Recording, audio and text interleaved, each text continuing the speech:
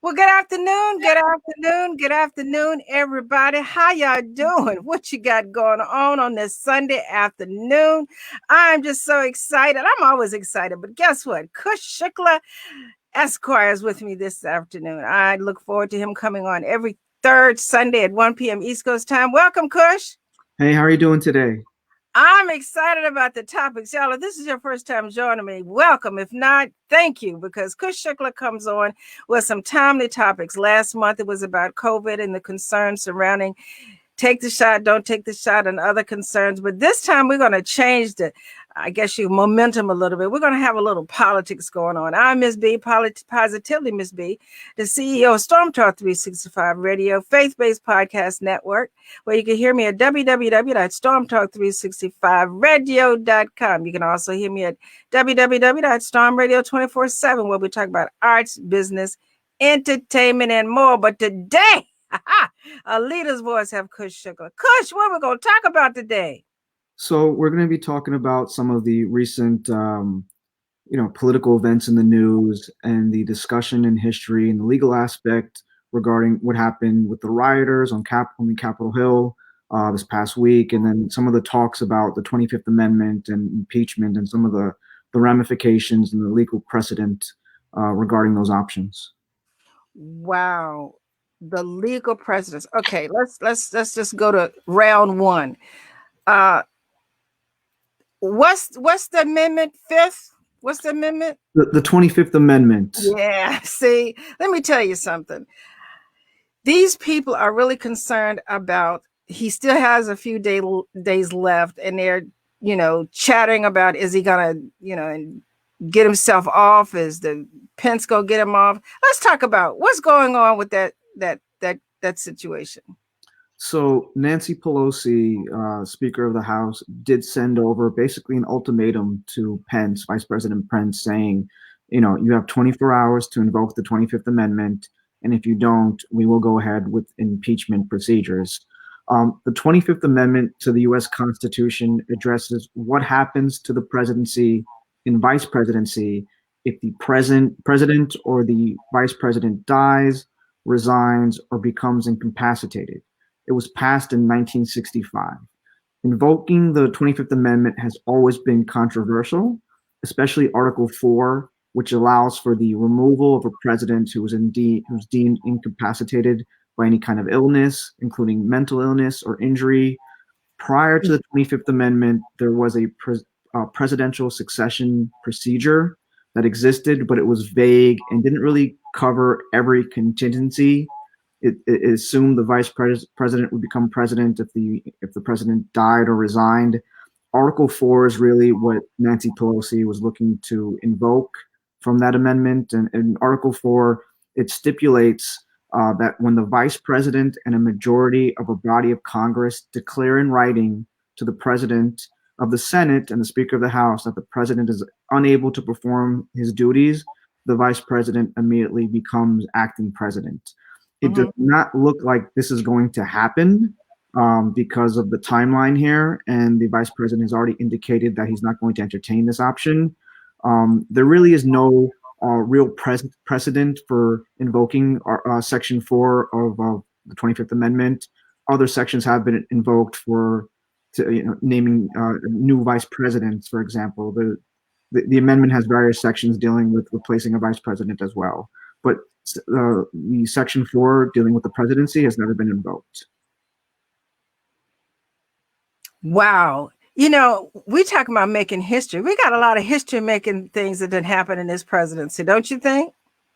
For sure. Last 4 years is really going to be looked at and analyzed by historians going forward, without a doubt. Now, I have some concerns. I know we're talking about politics in general. Like I said, last time we talked about COVID, but this impeachment thing, he has already gathered the troops based on what we're going to talk about later.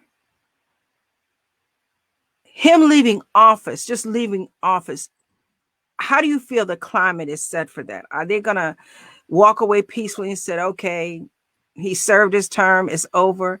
Do you think we're in for some more turbulence? I think we're definitely in for some more turbulence.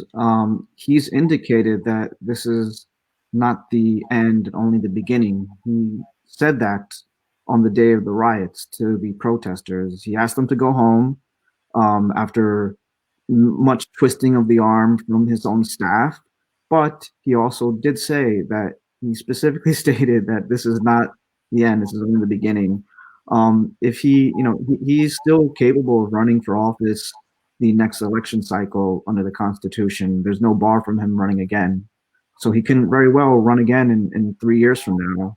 And then also, there is talks of him establishing his own news network, and he may use that as his vehicle to communicate to his supporters, because he's basically been banned by many social media outlets. Speaking of that, we got a lot to cover, but correct me if I'm wrong.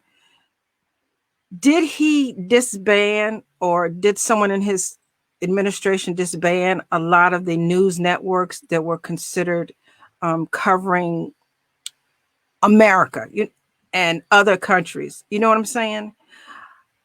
I don't know if he disbanded, but he definitely did not give him access as, the more favorable networks to his presidency have. And he's also given, privileges to many right-leaning news networks, conspiracy theory networks that didn't have access to the White House before because they were just deemed crazy. I mean, he's given them a voice. And you see this too as well. Like, even the networks that favor him, the second they start reporting on the truth, he will attack them. He's done it with Fox News, who has been very favorable and very forgiving of him.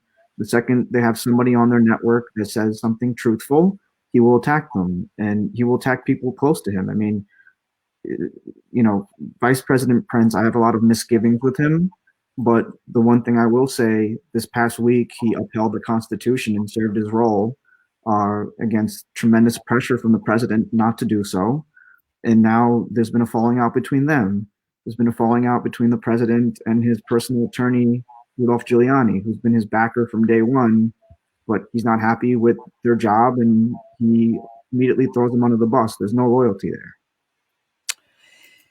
I've heard people throw this word around, anarchy. Anarchy. What is anarchy, and do you see it happening?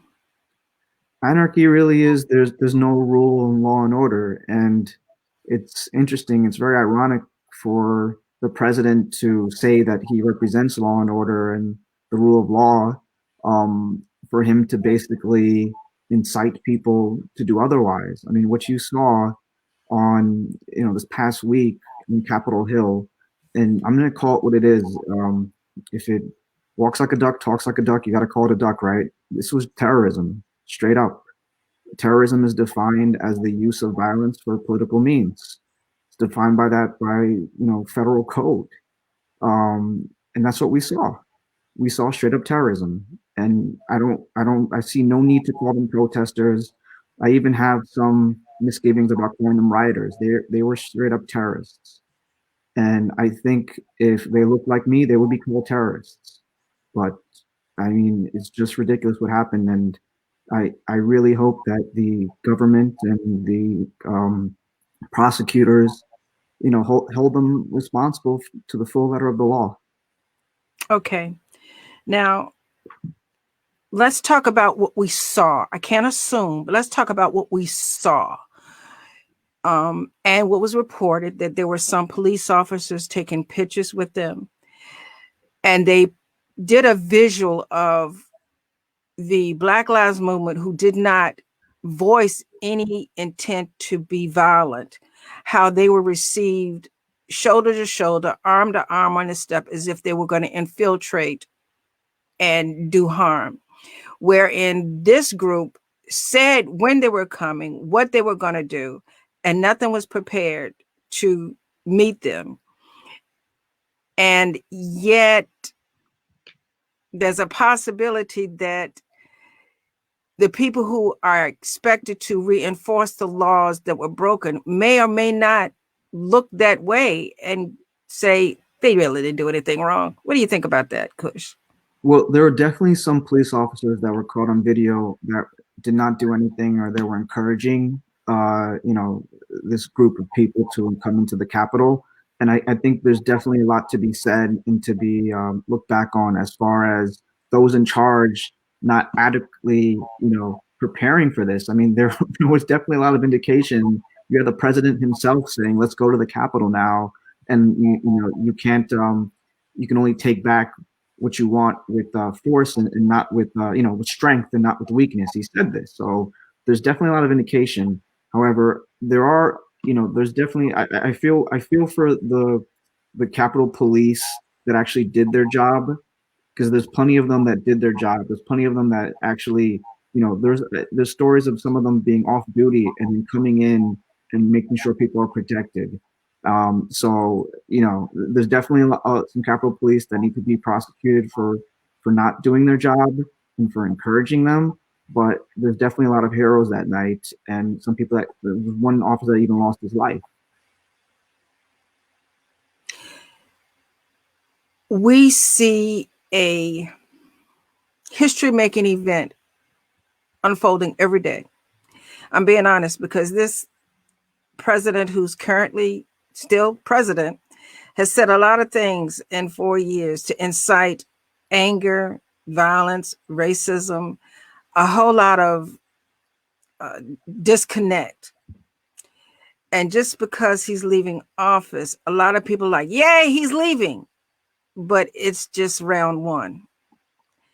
I mean, that's entirely true. It's not even the president leaving is not going to change everything, because there's still a culture that he's left in place. And there's still senators that supported him, people that enabled him, that, really should know better. You would think that they are competent and intelligent, and maybe they are making an intelligent choice in the fact that they realize that their supporters are the ones that elect them, and they have a huge base of Trump supporters. And I'm thinking about Senator Ted Cruz, for example. Ted Cruz is an attorney from a great university who's argued before the Supreme Court.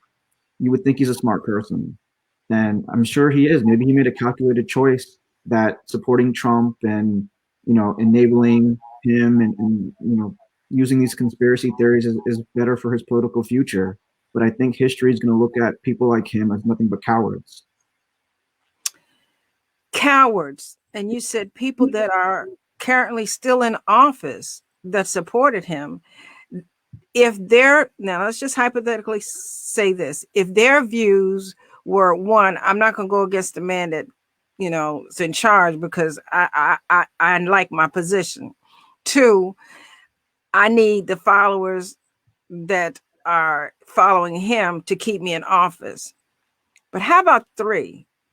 They really feel that way. They really have animosity, hate. They really are unbalanced when it comes to making judgment that would be beneficial to the people collectively instead of just a one-sided vision. What do you think about that? I think you make a good point. I like to try to think in the best in people and try to give people the benefit of the doubt. But you might be right in that these people lack some moral compass as well, and that's truly sad. Um, my only hope for that is that the next generation people that are growing up are more informed, and they don't lack this moral compass, and that we can teach the next generation to be more empathetic and try to see other people's views. And I think there's hope there. A lot of the movements that you see in this country are by the younger people. This past summer with Black Lives Matter, they were initiated by younger people, and so my hope is that the next generation is much better than the current one. And generations beget generations. A lot of these younger people are led by example. You live in a household that has been generationally prejudiced, biased, negative, however you want to call it. And then they continue to have children and have children, and that's their mindset. So that being said, there were crimes committed. If you would, please describe or tell us what kind of crimes were committed and what are the chances that anybody will be charged. I know you said hopefully, but let's talk about realistically. So there are a lot of crimes committed, without a doubt, and it's interesting. So, if you see what happens, it's very similar to when I was in law school and we would have an exam, right? There would be an exam at the end of class, at the end of the semester, and it would give you a fact pattern that you would analyze, and you had a certain amount of time to list all the issues and all the crimes being committed and all the the proper law, and the professors would do so, and they would know that there was so many crimes or so many issues in this fact pattern that you couldn't possibly list them all in the time that you have during the exam. That's basically what you have here. You have a crazy fact pattern with so many issues and so many crimes being committed that the amount of potential prosecutions is through the roof, and the amount of people there. So first, the one thing is identifying the people that have perpetrated these crimes. Luckily, you have social media. You have people that committed these crimes admitting they committed these crimes because they're posting on their own social media accounts. And then you have people that, I believe the attorney general and the prosecutors in the DC area have even stated that family members have ratted their own family members out and said that, hey, yeah, they attended this. They sent me these pictures. Um, you have a lot of crimes, and some of the basic ones are destruction of federal property, um, trespassing, assault, battery, not obeying an officer.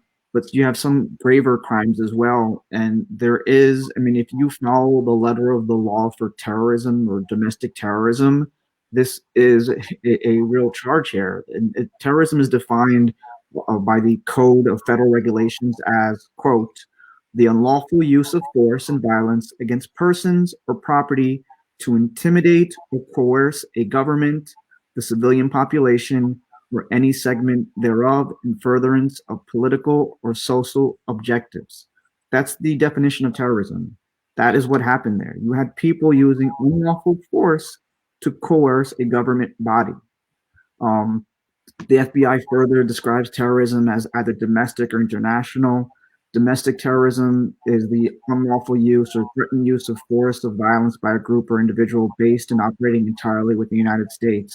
So you have a terrorism charge if you're following the letter of the law, and they should. I mean, it really should be a situation where people are not above the law here, and that includes the president of the United States. Then you also have conspiracy charges that could be brought as well. Conspiracy is an additional criminal charge that is separate from the actual criminal violation.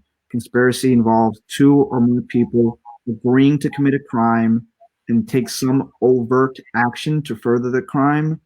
That means that a defendant can be found guilty not only of committing an act of terrorism, but they can also be guilty when a separate crime of agreeing with someone to commit the crime and taking an overt action. Um, you also have sedition counts that as well. And then you have another interesting one that could be applied. Um, it's called felony murder. So, Mm. so for example, and there was a police officer. There's actually several people that passed away as a result of this, right? I think there's five altogether. One of them was an officer. One of them was definitely a someone that was shot, a known Trump supporter that was trying to break in. And there's three others that I don't know too much information about because not much has been released by the media. But felony murder is a really interesting concept, and not all states follow it. Basically, it's been really applied mostly to situations of burglary. So, for example, if a group of criminals are acting together and they steal a car, for example, we'll say, right?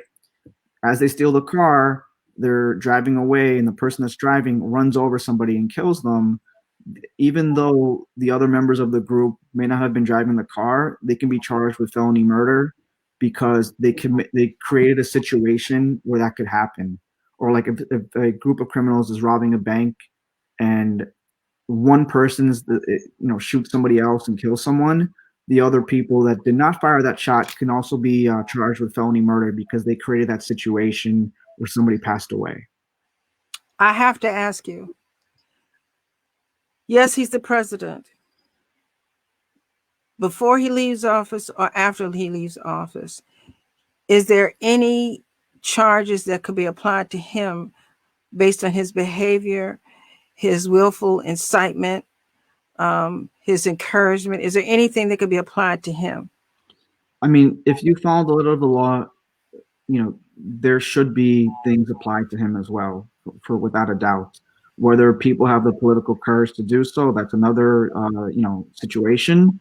The presidents technically do have some level of immunity while they're in office. Once they leave office, that immunity no longer exists. So there may be things charged to him. Um, it's interesting to see what's going to happen with this impeachment proceeding. Um, Technically speaking, it has to go forward now because according to the Constitution, once the House of Representatives files articles of impeachment, it goes to the Senate, and there has to be a trial. The Senate has they have no discretion whether to do the trial or not. They have to do it at this point, and there is if you'd like, I can go into it. There is some compelling arguments that a post-presidential impeachment is legitimate and should be conducted. Keep talking. Okay. Well, there's basically three compelling arguments. The first is that a president who returns to private life is not like other private citizens. He is different because he becomes an ex-president, and as an ex-president, he has an office and certain privileges such as briefings and entitlements such as Secret Service protection. An ex-president occupies, in other words, a special kind of office, and therefore once someone leaves the presidency, he's still subject to conviction by the Senate. And for there to be a conviction on impeachment, you needed 2/3 of the Senate is required to vote in favor of impeachment. So right now, I mean, that means technically you need 67 senators. You have a 50-50 split between Democrats and Republicans.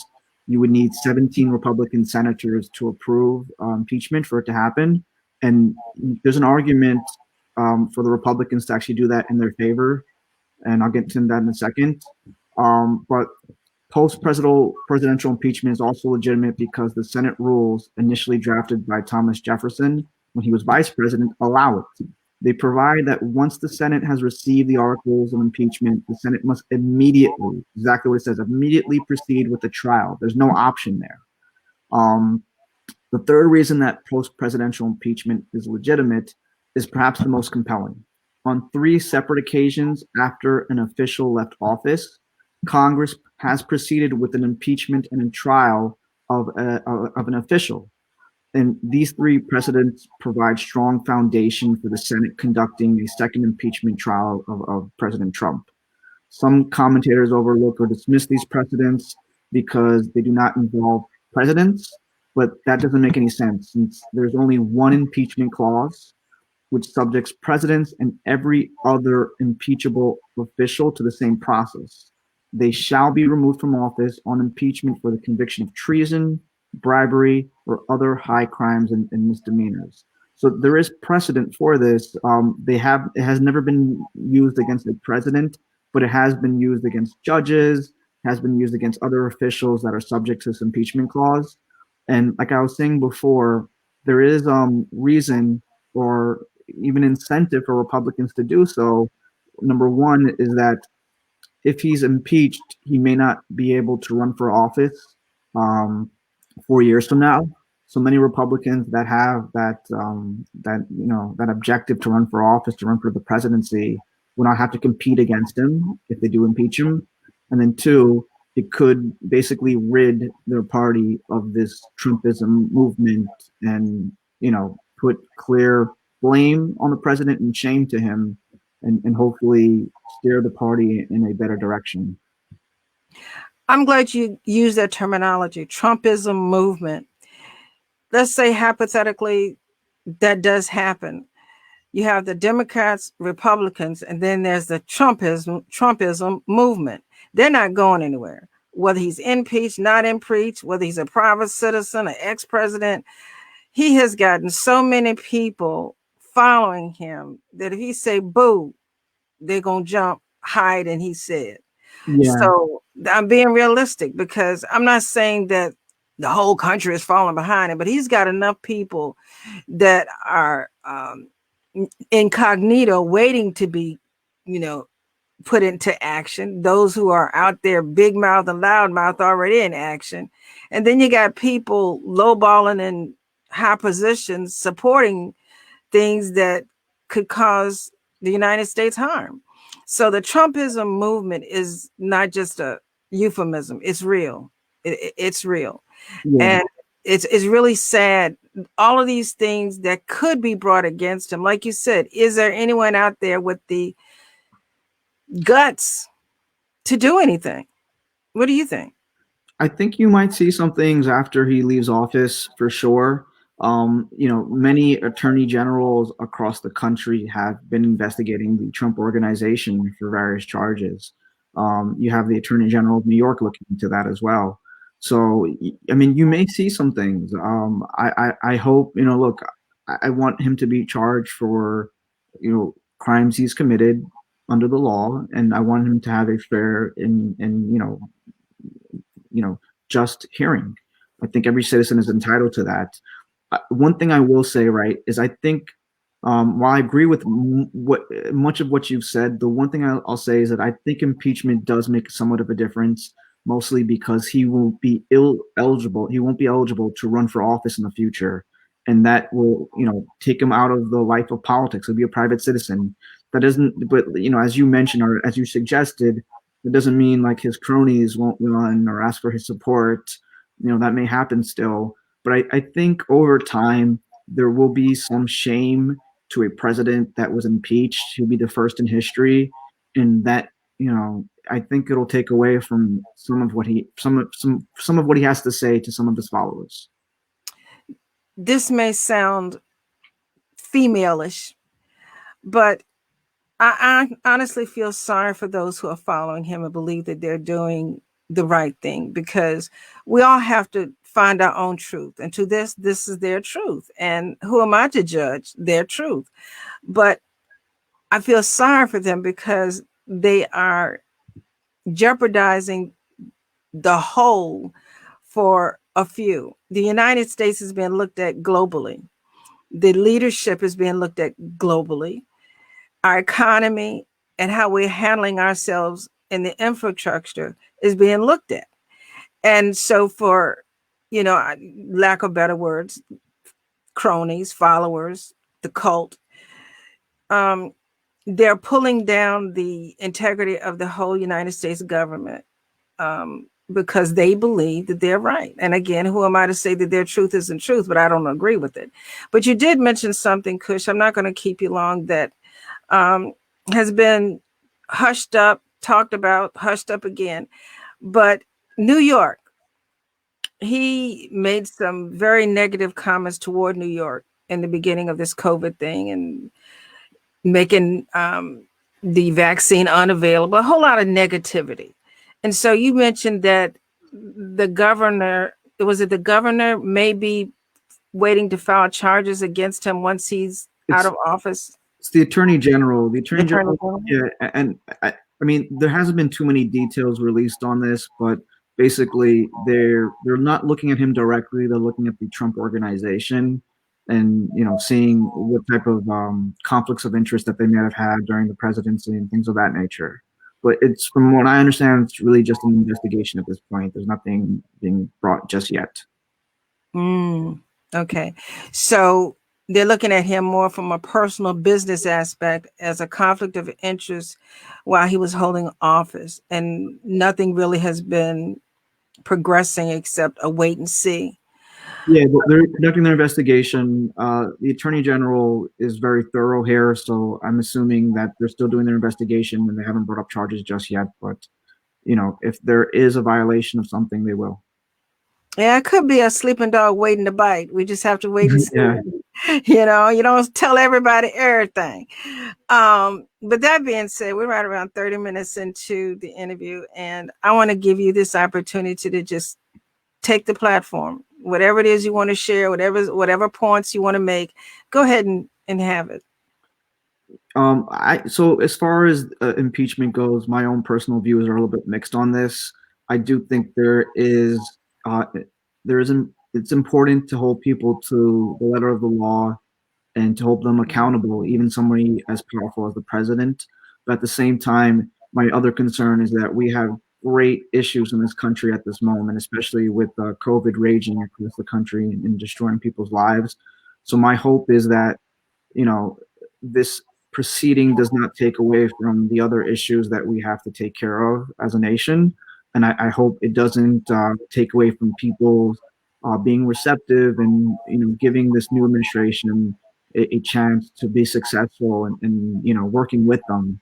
So I mean, I hope Congress can do two things at once. In the past, they've shown that they can't.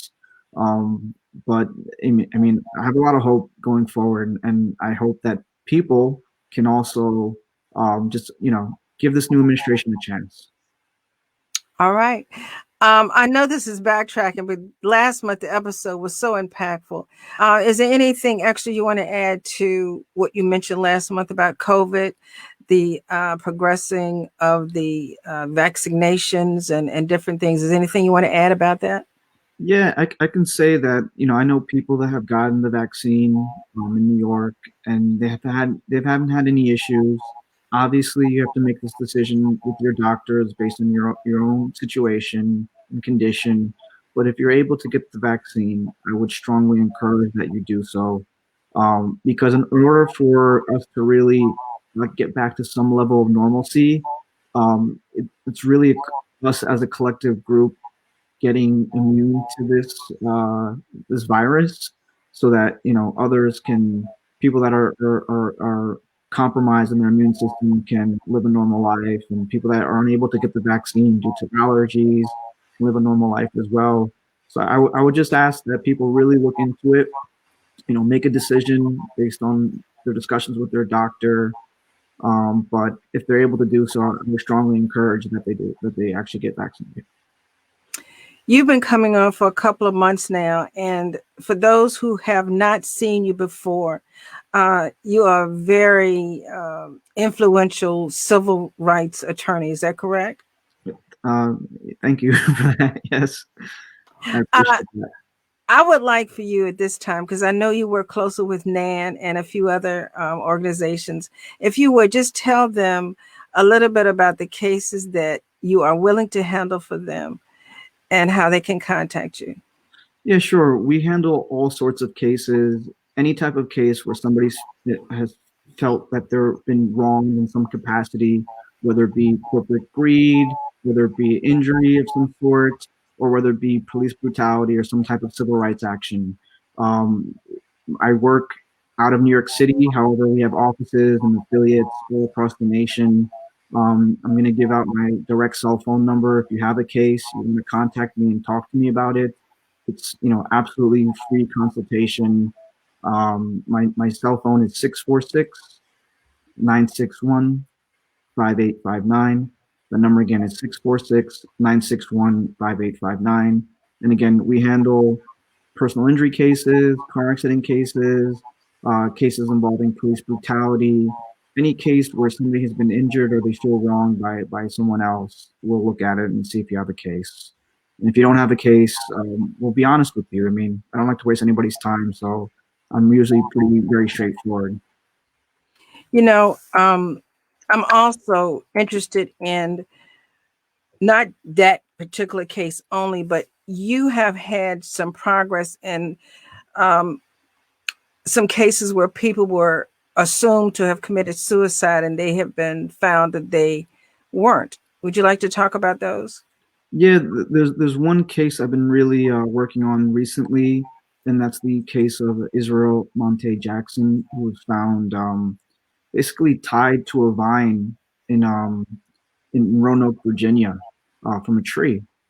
And the police initially ruled it as a suicide, but the family believes that there might have been some bad actors at play there.